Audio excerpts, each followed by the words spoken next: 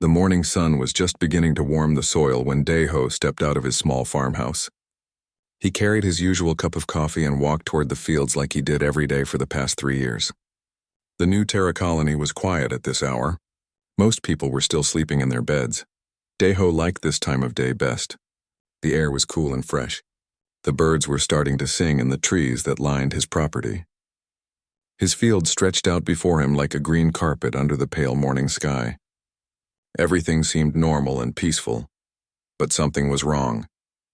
At first he could not tell what it was. The corn was growing well in the east field. The potatoes looked healthy in the west field. The irrigation system was running smoothly. Water flowed through the channels he had dug last spring. Everything looked exactly as it should.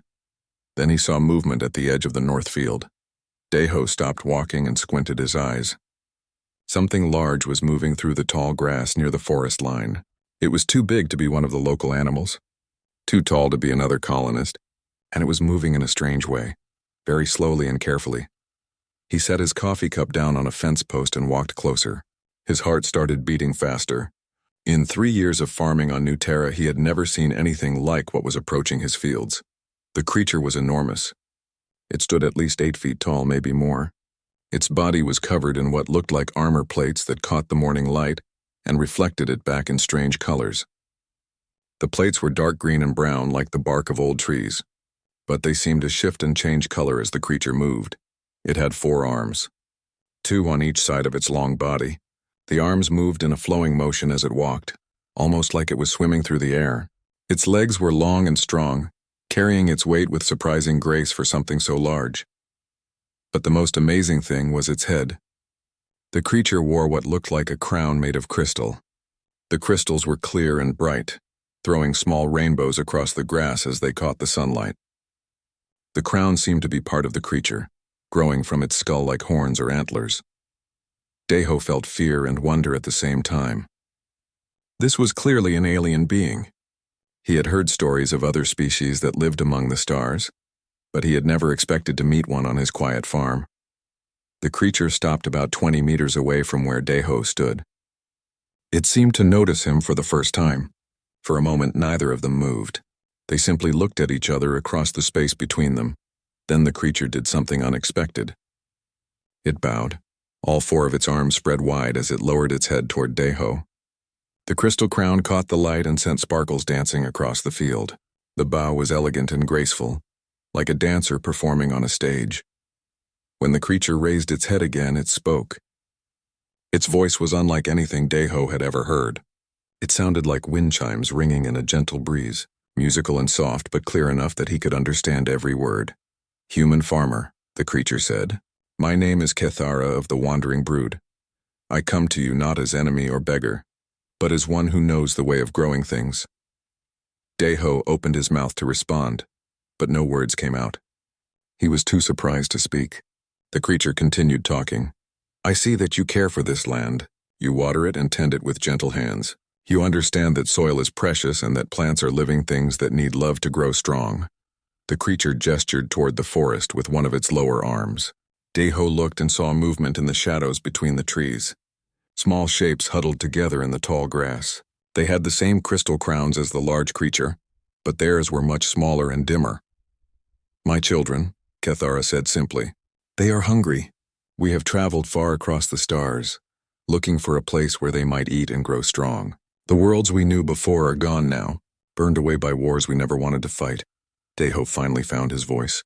"What do you want from me?" Kethara's crystal crown flickered with light. "I want to make you an offer, human farmer. I know secrets of growing things that your people have not learned. I can make your fields produce more food than you have ever seen. Your plants will grow strong and healthy. Your harvest will feed many people." She paused and looked toward her children again. They were still hiding in the grass, but Daeho could see them more clearly now. There were 6 of them, all much smaller than their mother. They looked thin and weak, like they had not eaten well in a long time. "In return," Kethara continued, "I ask only that you share your harvest with my brood. Let them eat until their bellies are full. Let them grow strong and healthy like your plants. This is all I ask of you." Daeho stared at the alien mother and her hungry children. He thought about the stories he had heard about dangerous creatures from space. Stories of monsters that ate humans and destroyed colonies. But this creature did not seem dangerous. She seemed desperate and tired, like a mother who would do anything to feed her children. "What kind of secrets?" he asked. Kethora's crown grew brighter. "I am Vorthani. My people have been gardeners for many generations. We know the songs that make seeds remember how to grow. We know the dances that call rain from empty skies. We know how to speak to soil so that it gives more life than anyone thought possible." She took a step closer, moving with the same careful grace. "I can show you these things, human farmer. I can teach your land to dream of abundance. But first I must know that my children will not starve while I work." Deho looked at his fields again. They were doing well, but they could always do better. The colony was growing, and they needed more food each year to feed all the new families that arrived. If this creature could really help his crops grow better, it would solve many problems. But more than that, he looked at the small shapes hiding in the grass and felt something stir in his chest. They were children, alien or not, and no child should go hungry if he could help it. "All right," he said finally. "Show me what you can do." The morning sun was just beginning to warm the soil when Deho stepped out of his small farmhouse. He carried his usual cup of coffee and walked toward the fields like he did every day for the past 3 years. The new Terra colony was quiet at this hour. Most people were still sleeping in their beds. Deho liked this time of day best. The air was cool and fresh. The birds were starting to sing in the trees that lined his property. His field stretched out before him like a green carpet under the pale morning sky. Everything seemed normal and peaceful, but something was wrong. At first he could not tell what it was. The corn was growing well in the east field. The potatoes looked healthy in the west field. The irrigation system was running smoothly. Water flowed through the channels he had dug last spring. Everything looked exactly as it should. Then he saw movement at the edge of the north field.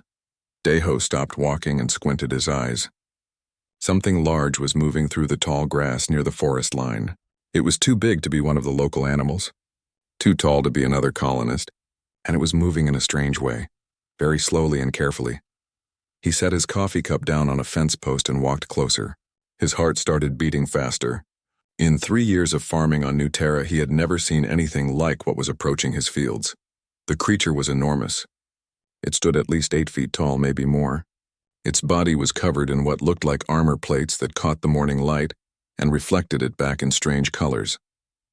The plates were dark green and brown like the bark of old trees, but they seemed to shift and change color as the creature moved. It had 4 arms, 2 on each side of its long body.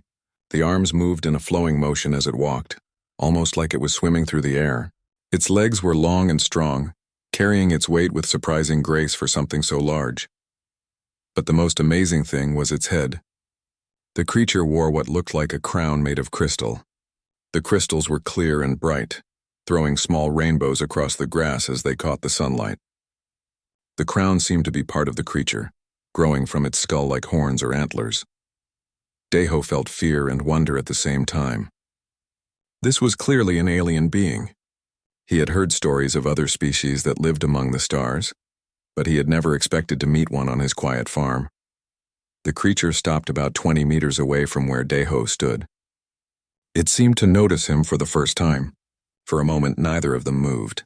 They simply looked at each other across the space between them.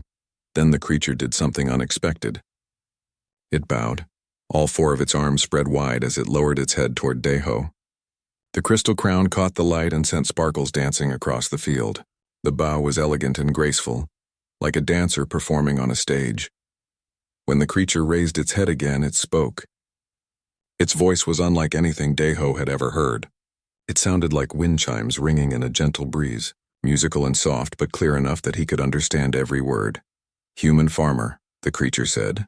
"My name is Kethara of the Wandering Brood. I come to you not as enemy or beggar, but as one who knows the way of growing things." Deho opened his mouth to respond, but no words came out. He was too surprised to speak. The creature continued talking. "I see that you care for this land. You water it and tend it with gentle hands. You understand that soil is precious and that plants are living things that need love to grow strong." The creature gestured toward the forest with one of its lower arms. Deho looked and saw movement in the shadows between the trees. Small shapes huddled together in the tall grass. They had the same crystal crowns as the large creature, but theirs were much smaller and dimmer. "My children," Kethara said simply. "They are hungry. We have traveled far across the stars, looking for a place where they might eat and grow strong. The worlds we knew before are gone now, burned away by wars we never wanted to fight." Deho finally found his voice. "What do you want from me?" Kethara's crystal crown flickered with light. "I want to make you an offer, human farmer. I know secrets of growing things that your people have not learned. I can make your fields produce more food than you have ever seen. Your plants will grow strong and healthy. Your harvest will feed many people." She paused and looked toward her children again. They were still hiding in the grass, but Deho could see them more clearly now. There were 6 of them, all much smaller than their mother. They looked thin and weak, like they had not eaten well in a long time.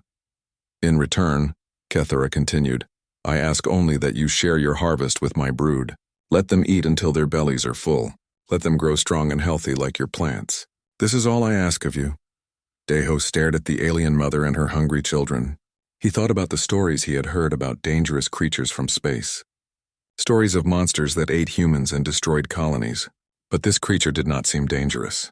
She seemed desperate and tired, like a mother who would do anything to feed her children. "What kind of secrets?" he asked. Kethara's crown grew brighter. "I am Vorthani. My people have been gardeners for many generations. We know the songs that make seeds remember how to grow. We know the dances that call rain from empty skies. We know how to speak to soil so that it gives more life than anyone thought possible." She took a step closer, moving with the same careful grace. "I can show you these things, human farmer. I can teach your land to dream of abundance. But first I must know that my children will not starve while I work." Deho looked at his fields again. They were doing well, but they could always do better. The colony was growing, and they needed more food each year to feed all the new families that arrived. If this creature could really help his crops grow better, it would solve many problems. But more than that, he looked at the small shapes hiding in the grass and felt something stir in his chest. They were children, alien or not, and no child should go hungry if he could help it. "All right," he said finally. "Show me what you can do." News traveled fast in a small colony like New Terra. By the 3rd day after Kethara's miracle in the potato field, everyone had heard about the strange aliens working on Deho's farm. Some people were curious, others were worried. A few were angry. Deho tried to keep the visitors away at first. He wanted to give Kethara and her children time to rest and eat, without being stared at like animals in a zoo. The alien family had been so hungry when they arrived that it took 2 full days of regular meals before the children stopped looking like they might collapse at any moment. But keeping secrets in a colony was like trying to hold water in a basket with holes. People saw the incredible changes in Deho's fields. They noticed the potato, plants growing taller and stronger than any crops had ever grown on New Terra. Word spread from neighbor to neighbor until half the colony knew something unusual was happening. On Friday morning, Deho woke up to find a small crowd gathered at the edge of his property. Men and women from the colony stood talking in quiet groups, pointing at his fields and whispering to each other. Some of them had brought their children, who pressed close to the fence trying to get a better look. In the middle of the crowd stood Administrator Park Hyun-soo, the man who ran the colony's daily operations. His face was serious and worried as he watched Kethara working in the cornfield with her children. Next to him was Councilwoman Kim Soo-jin, who handled legal matters for the colony. She was writing notes on a small tablet and frowning. Deho walked out to meet them, his stomach tight with worry. He had expected this day would come, but he had hoped for more time to figure out what to say. "Good morning, Deho," Administrator Hyun-soo said. His voice was polite but firm. "We need to talk about your new workers." "They are not workers," Deho replied. "They are refugees. They came here looking for help and I gave it to them." "Refugees from where?"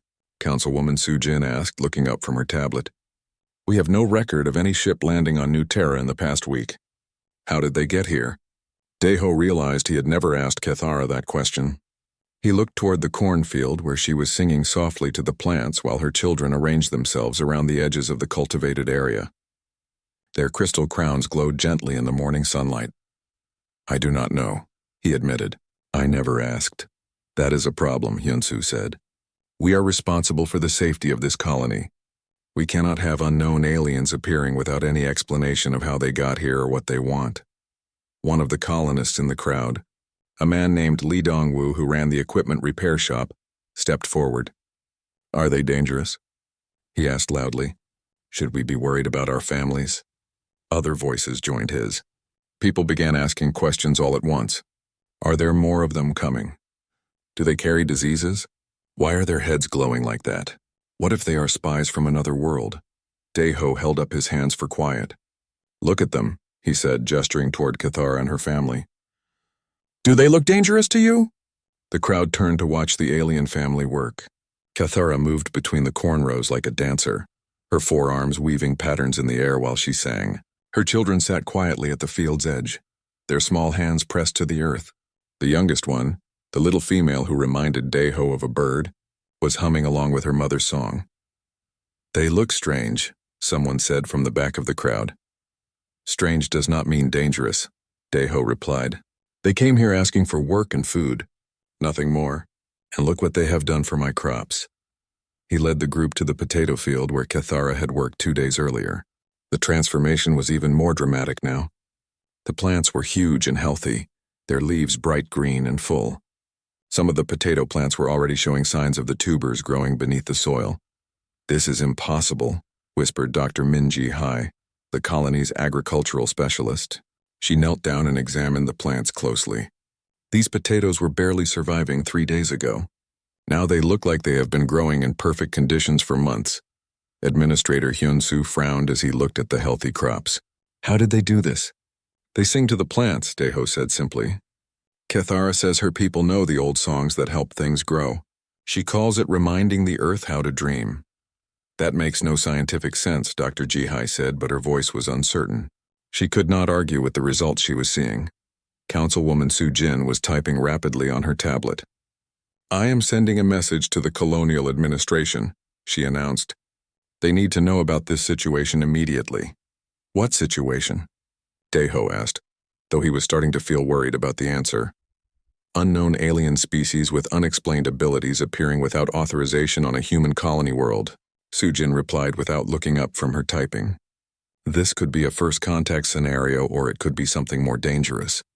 Either way, it is beyond our authority to handle alone. At that moment, Cathara finished her work in the cornfield and walked toward the group of humans. Her children followed behind her as always, staying close to their mother's side. As she approached, the crowd grew quiet and tense. Cathara stopped a respectful distance away and performed her elegant four-armed bow. Greetings, people of this settlement, she said in her musical voice.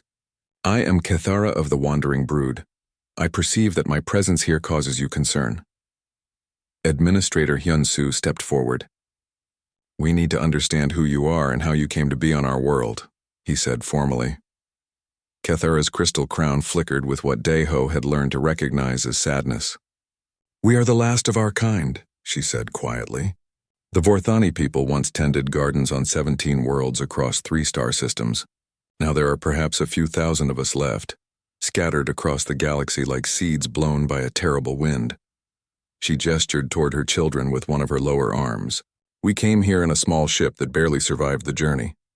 It crashed in your northern mountains 2 days before I found Farmer Daeho. We are stranded here with nowhere else to go. The crowd murmured at this news. Some people looked sympathetic, but others appeared more worried than before. What happened to your worlds? Dr. Jihai asked gently. Cathara's crown dimmed almost to darkness. War, she said simply. Our people were peaceful gardeners who wanted only to help things grow. But others saw our abilities as a threat to their power. They decided it would be safer if we no longer existed. The silence that followed was heavy and uncomfortable. Finally, the smallest of Cathara's children, the one who reminded Daeho of a bird, stepped forward and looked up at the crowd of humans with her large, bright eyes. Are you going to make us go away too? She asked in her tiny musical voice. The question from Cathara's smallest child hung in the air like morning mist. Nobody in the crowd seemed to know how to answer her. The little alien girl stood there looking up at all the human faces, waiting for someone to tell her whether she and her family would have to leave their new home. Administrator Hyun-soo cleared his throat uncomfortably. We need time to think about this, he said finally. There are procedures we must follow, laws we must consider. This is not a simple matter. Kethara placed one of her 4 hands gently on her daughter's shoulder. Come, little one, she said softly. Let the humans discuss what they must discuss. We will continue our work. She turned to Deho with a look that seemed both grateful and sad. Thank you for giving us these few days of peace, she said. Whatever happens next, my children will remember the kindness you showed us. As the alien family walked back toward the fields, the crowd of colonists began to break apart. People formed small groups, talking in whispers about what they had seen and heard. Some looked sympathetic toward the refugees. Others seemed worried about having aliens living so close to their own families. Deho watched Kethara and her children disappear into the corn rows, then turned to face Administrator Hyun Soo. How long do they have? He asked. I do not know, Hyun Soo replied honestly. The colonial administration will send instructions within a few days. Until then, they can stay. But Deho, you must understand the position this puts us in. What position? Councilwoman Soo Jin looked up from her tablet. I have been researching the Vorthani people since this morning, she said. What I found is troubling. She showed Deho the screen of her device. It displayed an official document with lots of formal language and official seals. The Galactic Council has classified the Vorthani as a protected species, she explained. But they are also listed as enemies of the Krexhai Empire. Who are the Krexhai? Deho asked. A powerful military alliance that controls mining and agriculture across dozens of star systems. Soo Jin replied. They have been systematically hunting down and destroying Vorthani communities for the past 5 years. They claim the Vorthani agricultural abilities give them an unfair advantage in food production. Dr. Ji Hai shook her head in disbelief. They are committing genocide because the Vorthani are too good at growing food. Politics and economics often lead to terrible things, Hyun Soo said grimly. The question now is whether harboring Vorthani refugees puts our entire colony at risk of Krexhai retaliation. Deho felt anger rising in his chest. So we should just turn away a mother and her starving children because some distant empire might not like it? We have to think about the 8,000 human lives in this colony, Hyun Soo replied. I understand your feelings, but I am responsible for everyone's safety. The argument continued for another hour, but no decisions were made. Finally, the crowd dispersed and went back to their daily activities. Deho returned to his farmhouse feeling frustrated and worried. That evening, he sat on his porch and watched Kethara's family working in his fields as the sun set behind the mountains. The alien children moved through the rows of crops like small ghosts, their crystal crowns glowing softly in the twilight. Their mother's song drifted across the fields on the evening breeze. Even from a distance, Deho could see the results of their work. Every plant they touched seemed to grow stronger and healthier. His corn was taller than it had ever been. His vegetables were thriving beyond anything he had thought possible on New Terra's difficult soil. But more than that, he could see how happy the children were. For the first time since he had met them, they were laughing and playing. The smallest girl ran between the corn rows, her arms spread wide like she was flying. Her siblings chased after her, their musical voices mixing with their mother's ancient songs. They had found something here that they had lost on their destroyed worlds. They had found home. Around midnight, Deho made a decision that would change everything. He activated his personal communication array and sent a message to his brother Jinwoo, who worked for the Terran Colonial Administration on the capital world of New Earth. The message was simple, but urgent. Jinwoo, I need you to come to New Terra immediately. I have something to show you that could change how humanity grows food forever, but I also need your help to save a family that deserves to live. He attached video recordings of Kethara's work in his fields, along with measurements showing the incredible improvements in crop yields. Then he added a personal note. Brother, these are good people who have lost everything. They ask for nothing but the chance to work and feed their children. Please help me find a way to protect them. 3 days later, a small shuttle landed at the New Terra spaceport. Jinwoo emerged carrying a bag of equipment and wearing the serious expression he always had when dealing with important colonial administration business. Behind him came 2 other people, Dr. Lee Yunji, a xenobiologist who specialized in alien agriculture, and Captain Nam Tae-hyun, a military advisor who handled security matters. Deho met them at the landing pad and drove them directly to his farm. He was nervous about what they would think when they met Kethara and her children. Colonial administration officials were trained to be cautious about unknown alien species, especially ones that were refugees from interstellar conflicts. But he was also hopeful. Jinwoo was a good man who understood the importance of helping people in need. If anyone could find a way to protect the Vorthani family, it would be his brother. When they reached the farm, they found Kethara working in the wheat field with her children. She was teaching them a new song, one that seemed designed specifically for grain crops. The wheat stalks swayed in rhythm with her music, their golden heads heavy with developing seeds. Jinwoo stopped walking and stared at the scene in front of him. "That is impossible," he whispered. "That is what I thought too," Daeho replied. "But watch what happens next." As they observed, the wheat began to visibly change. Stalks that had been thin and weak grew thicker and stronger. Grain heads that had been small and sparse became full and heavy. The entire field transformed before their eyes, becoming a sea of golden abundance that swayed gently in the afternoon breeze. Dr. Yoonji took out her instruments and began recording everything. Captain Taehyun watched with the careful attention of a soldier, evaluating a potential threat or asset. Jinwoo simply stood there with his mouth open, trying to process what he was seeing. When Kethara finished her song, she noticed the visitors and walked over to greet them. Her children followed as always, staying close to their mother's side, but eyeing the newcomers with curious interest. "Welcome to our temporary home," Kethara said, performing her graceful four-armed bow. "I am Kethara of the Wandering Brood. These are my children. Farmer Daeho has been most kind to us." Jinwoo recovered his composure and stepped forward. "I am Jinwoo, Agricultural Coordinator for the Terran Colonial Administration. I came here to see what my brother described in his message. I must say the reality exceeds even his extraordinary claims." Kethara's crystal crown flickered with what might have been hope or fear. "And what will you do with this knowledge, Coordinator Jinwoo?" Jinwoo looked at his brother, then at the transformed fields, then at the alien children who watched him with bright, intelligent eyes. "I am going to try to save your people," he said simply. Jinwoo spent 3 days studying everything Kethara and her children could do. He brought special machines that measured soil quality and plant health. Dr. Yoonji took samples of everything she could find, from the enhanced soil to leaves from the improved crops. Captain Taehyun watched everything with careful eyes, making notes about security and safety. But the most important part of their visit was getting to know the Vorthani family as people, not just as subjects for scientific study. The children were especially fascinating to the visitors. The oldest, a boy named Vorthkai, was about the size of a human teenager. He could make flowers bloom just by humming to them. His crystal crown was beginning to develop the complex patterns that marked adult Vorthani, though it was still much smaller than his mother's. The youngest, the little girl who had asked if they would be sent away, was called Vestai. She had learned several words in Korean from listening to Daeho, and she loved to practice them with anyone who would listen. Her favorite phrase was "good morning," which she said to every plant she passed. "Good morning, corn," she would whisper as she walked through the fields. "Good morning, potatoes. Good morning, wheat." The plants seemed to respond to her greeting by standing a little taller and growing a little greener.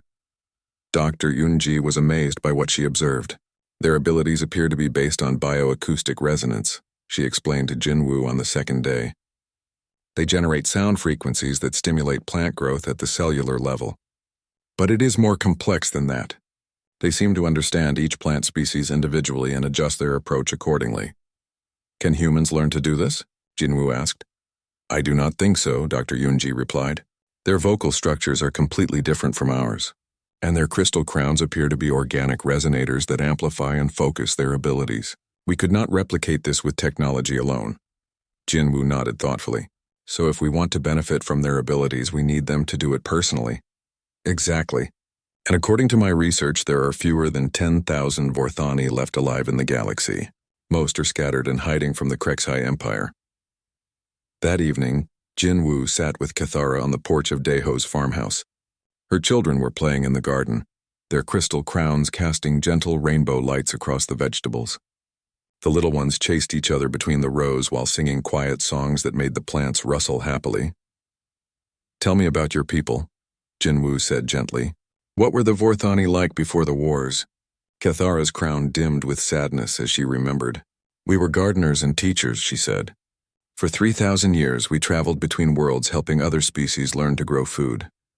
We never asked for payment except the joy of seeing children fed and families sustained. She pointed to her youngest daughter, who was teaching a tomato plant a new song. Every Vorthani child learns the old songs from their parents. We pass down the knowledge from generation to generation, like humans pass down stories and traditions. What happened to change that? Jinwoo asked. The Krexhai Empire began expanding about 50 years ago, Kethara explained. They conquered worlds by controlling food production. Planets that could not feed themselves had to submit to Krexhai rule or face starvation. She was quiet for a moment, watching her children play. When the Krexhai encountered worlds where we had taught the people to grow abundant food, those worlds could resist conquest. The Empire decided we were a threat to their expansion. So they began hunting your people, Jinwoo said. At first they offered us jobs. Kethara continued. They wanted us to work only for them, to help them control food production across the galaxy. When we refused, they declared us enemies of galactic stability. How many worlds did you lose? Kethara's crown flickered with pain. All of them. 17 beautiful garden worlds where my people had lived for centuries. The Krexhai burned them from orbit, leaving nothing but ash and poisoned soil. Jinwoo felt anger building in his chest. He thought about his own children back on New Earth, safe and well-fed. The idea of someone hunting them simply because they could help plants grow seemed monstrous beyond belief. What do you need to survive? He asked. Safe places to live and work. Kethara replied immediately. Soil to tend and families to feed. We ask for nothing more than what any gardener wants. And in return, you could help human colonies become self-sufficient in food production. More than self-sufficient, Kethara said. We could help your worlds produce enough food to feed millions. No human colony would ever face famine again. Jinwoo made his decision that night. The next morning, he called a meeting with Administrator Hyun-soo, Councilwoman Soo-jin, and the senior staff of New Terra Colony. I am recommending that the colonial administration formally offer sanctuary to all surviving Vorthani refugees, he announced. In exchange, they will help us revolutionize human agriculture across all our colony worlds. The room erupted in discussion. Some people supported the idea immediately, excited by the potential benefits. Others worried about the risks of defying the Krexhai Empire. The Krexhai have superior military technology, Captain Taehyun pointed out. If they decide to retaliate against human colonies for harboring Vorthani refugees, we might not be able to defend ourselves. The Krexhai are already hostile to human expansion, Jinwoo replied. They see us as competitors for habitable worlds. This does not change our strategic situation significantly. Dr. Yoonji stood up with a folder full of test results. The agricultural advantages are beyond anything we have achieved with human technology alone, she said. Crop yields could increase by 300% or more. We could establish successful colonies on worlds that are currently too difficult to farm. We could also end hunger across human space, added Dr. Ji-hai, who had been working closely with Kethara. No human would ever go without food again. Administrator Hyun-soo listened to all the arguments before speaking. What about the ethical considerations, he asked. These people are refugees fleeing genocide. Do we not have a moral obligation to help them regardless of what they can do for us? Jinwoo smiled at his question. That is exactly why this plan will work, he said. We are not exploiting them. We are offering them partnership. They need safety and homes for their families. We need their knowledge and abilities. It is a fair exchange between equals. Councilwoman Soo-jin had been typing on her tablet throughout the meeting. I have been in contact with the Colonial Council on New Earth, she announced. They want to hear this proposal directly. Jinwoo, you are requested to present your plan to the full council as soon as possible. What about Kethara and her children? Daeho asked. What happens to them while we debate and make decisions? They stay here, Jinwoo said firmly, under my personal protection as a colonial administration representative. Whatever the council decides, this family will not be sent away to face the Krexhai hunters alone. That afternoon, Jinwoo walked through the transformed fields with Kethara and her children. The improvements were visible everywhere they looked. Plants that had struggled to survive were now thriving beyond anything New Terra had ever produced. But more than that, he could see the happiness in the alien family. They had found work that fulfilled their deepest purpose. They were feeding people and helping things grow. It was what they had been born to do. If the council approves my plan, Jinwoo told Kethara, you will never have to run again. You and all your people will have permanent homes among human worlds. Kethara's crown blazed with hope and gratitude. And if they do not approve? Jinwoo looked at her children playing in the garden they had helped create. Then we will find another way. I promise you that. 2 weeks passed before Jinwoo returned from New Earth. During that time, Kethara and her children continued working in Daeho's fields, but their mood had changed. They were quieter now, more careful in their movements. The uncertainty of waiting for a decision that would determine their entire future weighed heavily on the alien family. The children still sang to the plants, but their songs were softer and sadder than before. Even little Vestai, who had been so cheerful and playful, spent more time sitting quietly beside her mother instead of running through the crop rows. Daeho tried to keep their spirits up by teaching them more Korean words and showing them how humans celebrated small victories. When the potato harvest turned out to be the largest in New Terra's history, he organized a feast for the whole alien family, but he could see the worry in their large, bright eyes. What if the humans decide we are too dangerous to keep? Forthakai asked his mother one evening as they sat in the garden watching the sunset. Then we will go somewhere else, Kethara replied gently. We have survived this long. We will continue to survive. But I like it here, whispered Vestai. I like Farmer Daeho and the way the plants grow happy when we sing to them. I do not want to leave. Kethara gathered her youngest daughter into her forearms and held her close. Sometimes we cannot choose what happens to us, little star. But we can always choose how we face what comes. On a bright Tuesday morning, Jinwoo's shuttle landed at the colony spaceport. But this time he was not alone. With him came 3 other important people from the colonial administration. Admiral Song Kyung-soo, who commanded the Human Defense Forces, Director Yang Mi-young, who managed agricultural policy across all human worlds, and most surprisingly, President Chen Wei-ming himself, the elected leader of all human colonies. Daeho met them at the landing pad, his heart pounding with nervous hope. Jinwoo's expression was unreadable, giving no hint about what the council had decided.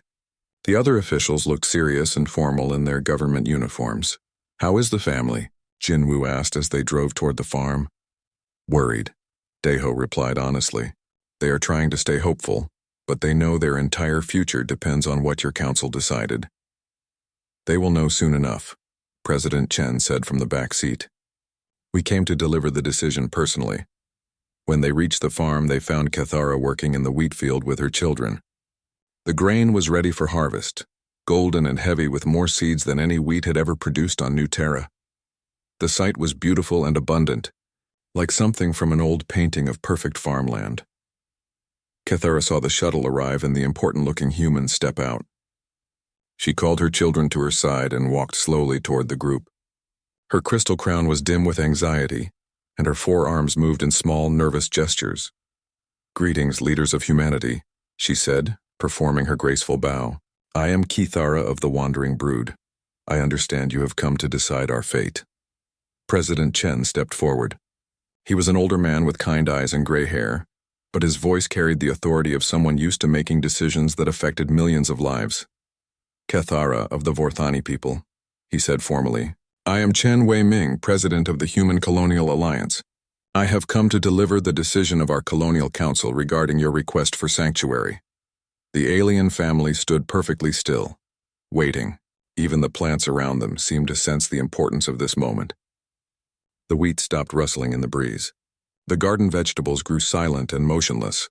The Human Colonial Council has voted unanimously to offer formal sanctuary to all surviving Vorthani refugees. President Chen announced, any member of your species who seeks shelter among human worlds will be welcomed as honored guests and valued partners. Kethara's crystal crown exploded with brilliant light. Her children gasped and pressed closer to their mother, their own small crowns beginning to glow with joy and relief. Little Vestai burst into tears and ran to hug Daeho around the waist. Furthermore, President Chen continued, we are establishing the Terran Vorthani Agricultural Partnership. Your people will help us improve food production across all human colonies. In return, we will provide homes, protection, and everything your families need to live in peace and safety. Admiral Song stepped forward. We are also issuing a formal declaration to the Krexai Empire, she said. Any hostile action against Vorthani refugees under human protection will be considered an act of war against humanity. Director Yang added, "We estimate that Vorthani agricultural techniques could increase food production by enough to feed an additional 50 million people across our colony worlds. This partnership will benefit both our species enormously." Cathara tried to speak but found her voice choked with emotion. Tears ran down her face, though Deho had not known that Vorthani could cry. Her children surrounded her, their crystal crowns all blazing with happiness. "Thank you," she finally managed to say. "You have given my people something we thought we had lost forever. Hope for the future." President Chen smiled. "You have given us something equally valuable," he replied. "You have shown us that the universe still has room for kindness and cooperation between different peoples." That afternoon they held another feast in the garden behind Daiho's farmhouse. This time it was not just for the alien family, but for the entire colony. People came from all over New Terra to meet the Vorthani refugees and celebrate the beginning of their partnership with humanity. Children from the colony played with Cathara's offspring, trying to learn their plant songs while teaching them human games in return. Adults asked questions about Vorthani culture and shared stories about human traditions. For the first time since arriving on New Terra, the alien family looked truly relaxed and happy. As the sun set behind the mountains, casting long shadows across the abundant fields, Deho found himself sitting with Cathara and President Chen, watching their children play together in the garden. "This is how it should be," President Chen said quietly. "Different peoples working together, sharing their gifts, making life better for everyone." Cathara nodded, her crown glowing softly in the twilight. "My ancestors would be proud," she said. "The Vorthani are gardeners once more, helping things grow and flourish. This is what we were meant to do." Over the next few days, more shuttles began arriving at New Terra. They brought supplies and equipment for establishing permanent Vorthani settlements on human worlds. But more importantly, they brought news that other Vorthani refugee groups had been contacted across the galaxy. "We have found nearly 2,000 survivors so far," Jinwu reported to the assembled colony. "They are scattered across dozens of worlds, most of them hiding and barely surviving. Ships are being dispatched to bring them to safety." The response was overwhelming. Within a month, 300 Vorthani refugees had arrived on New Terra alone. Each family was assigned to work with human farmers, sharing their knowledge while learning about human agricultural methods. The results exceeded everyone's expectations. Food production increased so dramatically that New Terra began exporting surplus crops to other colony worlds. The success attracted attention from across human space, and soon every colony was requesting Vorthani agricultural partners. 1 year later, Deho stood in his fields watching the morning sun rise over the most abundant harvest New Terra had ever seen. The transformation was beyond anything he had imagined when he first met Cathara and her hungry children. His farm had become a model for the entire galaxy, a place where human technology and Vorthani wisdom worked together to create something beautiful. Cathara approached through the corn rows, her crystal crown catching the early light and throwing rainbows across the tall green stalks. But she was no longer alone. Behind her walked 3 other adult Vorthani, refugees who had arrived on New Terra 6 months earlier. Their crowns were smaller and dimmer than hers, marking them as younger or less experienced, but they moved with the same grace and purpose. "Good morning, Farmer Deho," Cathara said in Korean. Over the past year, she had become quite skilled with human languages. "The autumn harvest will be ready in 3 days. It will be our largest yet." "Good morning, Teacher Cathara," Deho replied, using the title the colonists had given her. "Are your new students adapting well?" Cathara looked back at the 3 younger Vorthani with maternal pride. "They are learning quickly. Each world has its own soil songs, and they are beginning to hear what this earth wants to tell them." The youngest of the new arrivals, a female named Kesira, stepped forward shyly. "Farmer Deho," she said in carefully practiced Korean, "I wanted to thank you for welcoming us to your beautiful world. My children were starving when the human ships found us. Now they are healthy and happy." Deho smiled and bowed politely. "Your people have given us far more than we have given you. Look around you." He gestured toward the fields that stretched to the horizon. Corn grew taller than a human's head, heavy with ears of grain. Vegetables flourished in perfect rows, their leaves green and strong. Fruit trees bent under the weight of their abundant harvest. Everything grew with a vitality and health that still amazed the human colonists. But the changes went deeper than just better crops. The soil itself had been transformed over the months of Vorthani care. It was richer and more alive than it had ever been. Earth that had once struggled to support basic crops now teemed with beneficial insects and microorganisms that helped plants thrive. The reports from other colonies are equally encouraging, Kithara said as they walked through the fields. Human worlds that once barely produced enough food for their own people are now exporting surplus to less fertile planets. Starvation is becoming rare across human space. And what about your people? Deho asked. How many have been found and rescued? Nearly 8,000 so far, Kethara replied, her crown brightening with joy. More are being discovered every month as word spreads through the hidden communities. For the first time in years, we dare to hope that the Vorthani will not disappear from the galaxy. They paused at the edge of the school garden, where human and Vorthani children worked together, planting vegetables for the colony's winter supply. Little Vestai, now much taller and stronger than when she had first arrived, was teaching a group of human children how to sing encouragement songs to baby carrots. Listen, carrots, she said in her musical voice, speaking Korean with only a slight accent. Listen to the song of growing big and sweet and orange. The human children giggled as they tried to copy her melody, their voices mixing with hers in a chorus that made the small plants visibly perk up. She has become quite the teacher, Deho observed. All Vorthani children learn to teach, Kithara explained. Knowledge of growing things must be shared to survive. But these young ones are learning something new. They are discovering how to share that knowledge with humans. Near the garden, a small group of adult humans and Vorthani worked together on an experimental project. Dr. Yunji was there with her instruments, measuring and recording everything. Jinwoo supervised the work, taking notes on a tablet while asking questions in his careful scientific way. What are they working on? Deho asked. Something wonderful, Kithara replied, her crown flickering with excitement. Dr. Yunji believes she has found a way to preserve our plant songs in digital form. If successful, human farmers could use recorded Vorthani songs to help their crops even when no Vorthani are present to sing in person. That would help colonies that do not have Vorthani partners yet. Exactly, and it would mean that our knowledge could survive even if something terrible happened to our people again. They walked toward the group of researchers, who were focused intently on their work. A young Vorthani male was singing to a small plot of experimental wheat, while Dr. Yunji recorded the sound with multiple different instruments. The wheat responded immediately, growing visibly taller and stronger as the song continued. The bioacoustic patterns are incredibly complex, Dr. Yunji explained when she saw them approaching. Each species requires specific frequency combinations, and the songs must be modified based on soil conditions, weather, and dozens of other variables. But you think you can duplicate the effect artificially? Jinwoo asked. Not duplicate, Dr. Yunji corrected. Nothing can replace the natural ability of the Vorthani, but we might be able to create simplified versions that provide some benefit. Even a 20% improvement in crop yields would be revolutionary for worlds without Vorthani partners. The young Vorthani, who had been singing, finished his song and turned to join their conversation. The plants tell us what they need, he said in excellent Korean. Humans have instruments that can measure many things about soil and weather. Perhaps human instruments and Vorthani listening can work together to help more plants grow well. That is the goal, Jinwoo agreed. Partnership and cooperation, not replacement. As they talked, a communication alert sounded from Jinwoo's tablet. He read the message quickly, his expression growing serious.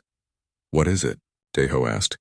News from the frontier colonies, Jinwoo replied. The Krexhai Empire has been making threats about our protection of Vorthani refugees.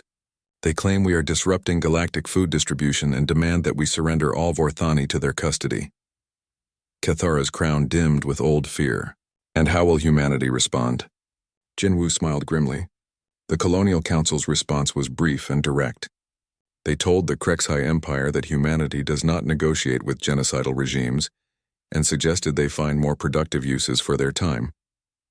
That could mean war, Kesira said nervously. The Krexhai have been hostile to human expansion for years, Jinwoo replied. This changes nothing about our strategic position with them. If anything, our improved agricultural capacity makes us stronger and more independent.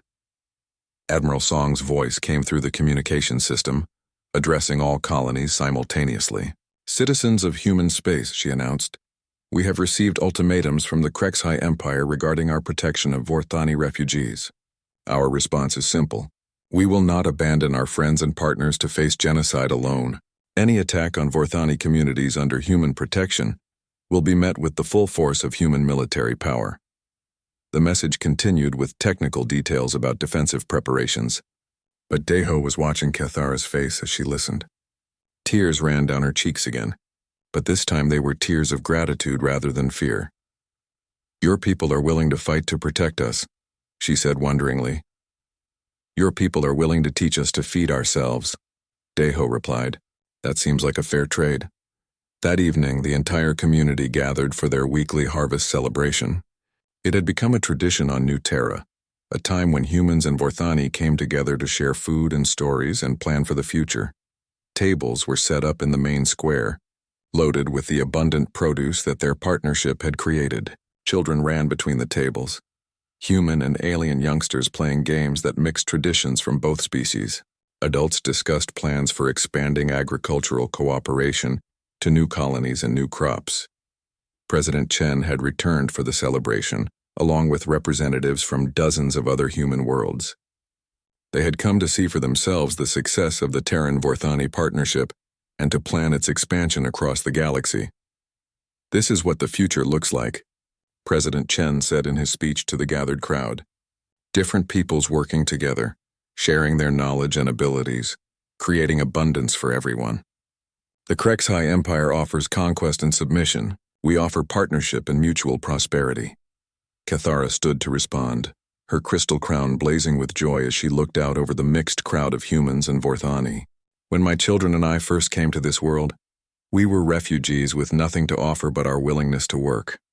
Farmer Deho saw past our alien appearance and recognized us as fellow gardeners who loved growing things. She gestured toward little Vestai, who was teaching a human girl how to make flower crowns from garden vegetables. Today, our children play together and learn from each other. They are growing up in a galaxy where being different means being valuable, not dangerous. This is what we will fight to protect, Admiral Song added. Not just the Vorthani refugees, but the idea that the galaxy has room for many different kinds of people working together in peace. As the celebration continued into the night, Deho found himself sitting quietly with Cathara, watching their two communities become one. The fields around them stretched away into the darkness. Full-o,